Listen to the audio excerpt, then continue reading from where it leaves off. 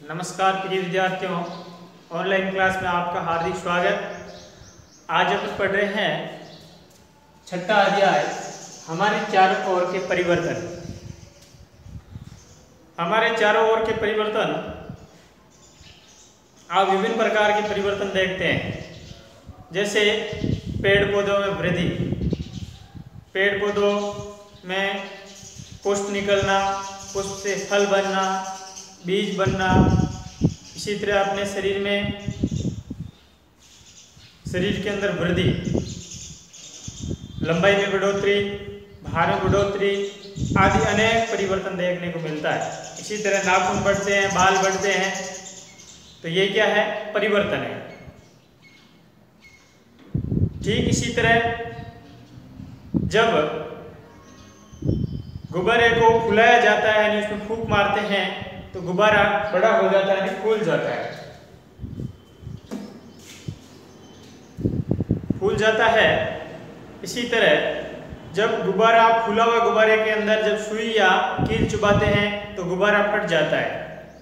लेकिन कोई क्या इसमें नया परिवर्तन हुआ?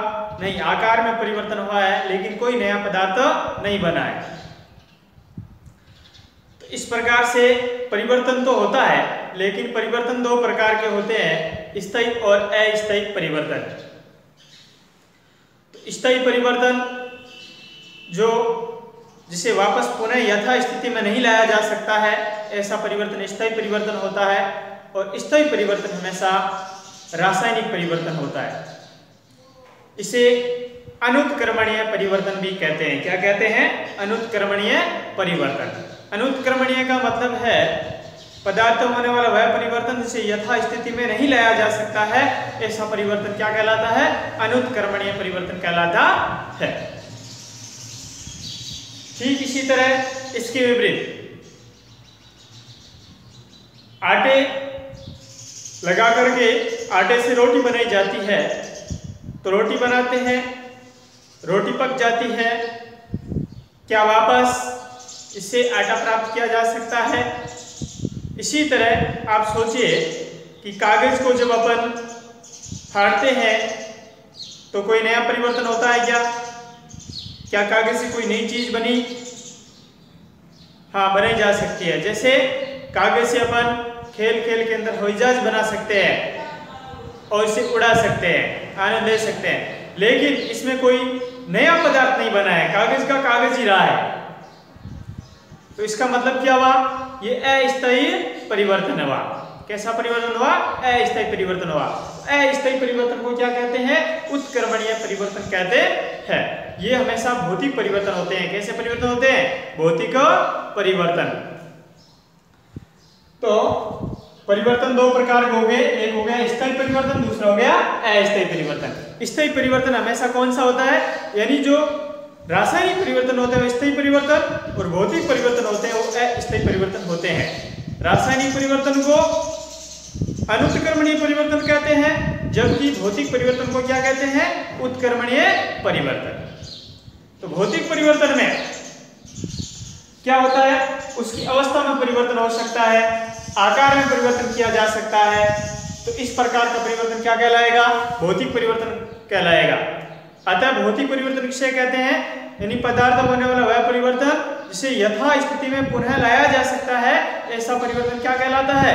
भौतिक परिवर्तन कहलाता है।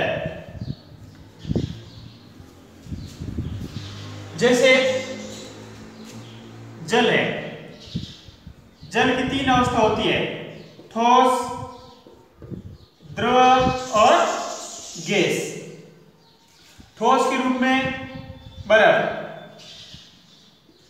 द्रव के रूप में जल और गैस के रूप में जल वाष्प। तो ये क्या होगी?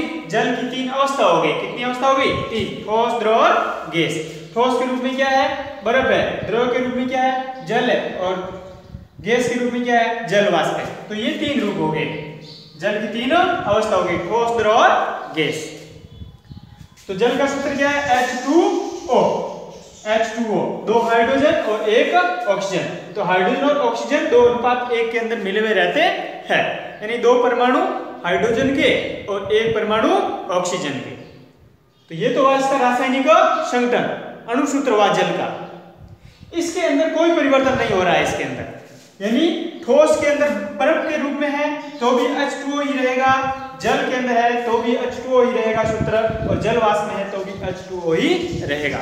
इसका मतलब ये क्या हुआ, सिर्फ और सिर्फ इसमें अवस्था में परिवर्तन हुआ है, न कि कोई नया पदार्थ बना है। तो ऐसा परिवर्तन क्या कहलाता है, भौतिक परिवर्तन कहलाता है। और भौतिक परिवर्तन हमेशा क्या होता है, भौतिक परिवर्तन अस्थायी होते हैं, यानी उसे पुनः यथास्थिति में लाया जा सकता है। इसके विपरीत रासायनिक परिवर्तन हो जाएगा। तो रासायनिक परिवर्तन में क्या होता है, अणु संगठनों में परिवर्तन आ जाता है, यानी नया पदार्थ बन जाता है। जैसे लकड़ी को जलाते हैं तो राख बन जाती है, राख से वापस लकड़ी नहीं बनाई जा सकती। इसका मतलब क्या हुआ कि ये स्थायी परिवर्तन हो गया है। स्थायी परिवर्तन होता है, वो कैसे परिवर्तन होते हैं, रासायनिक परिवर्तन हमेशा स्थायी होते हैं। तो इस प्रकार से हमारे चारों ओर के परिवर्तन, तो उत्क्रमणीय और अनुत्क्रमणीय। तो आज अपन पढ़ेंगे भौतिक परिवर्तन, उत्क्रमणीय परिवर्तन के बारे में अध्ययन करेंगे। तो उत्क्रमणीय परिवर्तन, उत्क्रमणीय परिवर्तन की परिभाषा, इसके उदाहरण समझेंगे, ठीक है। तो उत्क्रमणीय परिवर्तन किसे कहते हैं, तो पदार्थों में होने वाला वह परिवर्तन जिन्हें यथा स्थिति यानी जो पूर्व स्थिति थी उसी स्थिति में लाया जा सकता है, उत्क्रमणीय परिवर्तन कहलाता है। यह परिवर्तन हमेशा क्या होता है, अस्थायी होता है। उत्क्रमणीय परिवर्तन कैसे होते हैं, अस्थायी होते हैं। अस्थायी इसीलिए होते हैं क्योंकि इसे पूर्व स्थिति में लाया जा सकता है। जैसे जल है, जल को ठंडा किया, फ्रिज के अंदर रखा तो बर्फ में परिवर्तन हो गया। इस बर्फ को वापस जल की अवस्था में लाया जा सकता है और जल को गर्म करके जल वाष्प में परिवर्तन किया जा सकता है, कर सकते हैं, और वापस जल वाष्प से जल प्राप्त किया जा सकता है। अतः इसका मतलब यह हुआ पूर्व स्थिति में लाया जा सकता है। ऐसा परिवर्तन क्या कहलाता है, उत्क्रमणीय परिवर्तन कहलाता है। अब आपको सोचना है कि ऐसे कौन कौन से परिवर्तन हैं जो उत्क्रमणीय होते हैं, यानी भौतिक परिवर्तन होते हैं, अस्थायी होते हैं। तो इस प्रकार के आप 10 उदाहरण सोचेंगे तो देखिए उत्क्रमणीय परिवर्तन की परिभाषा ये होगी। तो उत्क्रमणीय परिवर्तन की क्या परिभाषा है, पदार्थों में होने वाला वह परिवर्तन जिन्हें पुनः यथा स्थिति में लाया जा सकता है, उसे उत्क्रमणीय परिवर्तन कहते हैं। ये अस्थायी परिवर्तन है। उत्क्रमणीय परिवर्तन भौतिक परिवर्तन होता है, पदार्थों के भौतिक गुण। भौतिक परिवर्तन होता है, इसका मतलब पदार्थों के भौतिक गुणों में परिवर्तन होता है। तो पदार्थ के कौन कौन से भौतिक गुण होते हैं, आकार, किसी पदार्थ का आकार, आयतन, अवस्था, आकार, आयतन और अवस्था। अगर इस घनत्व अगर इसमें परिवर्तन हो रहा है, इसका मतलब ये कैसा परिवर्तन है, अस्थायी परिवर्तन है, उत्क्रमणीय परिवर्तन है। जैसे पानी को बर्फ में परिवर्तन करेंगे तो अलग अलग आकार में परिवर्तित किया जा सकता है। जिस बर्तन में डालेंगे उस बर्तन के आकार में बर्फ जम जाएगी। आयतन, अवस्था, अवस्था यानी ठोस, द्रव, गैस, यानी कोई पदार्थ ठोस है, ठोस से द्रव में लाया जा सकता है और द्रव से गैस में परिवर्तन कर सकते हैं। इसी तरह गैस से वापस द्रव और द्रव से वापस ठोस।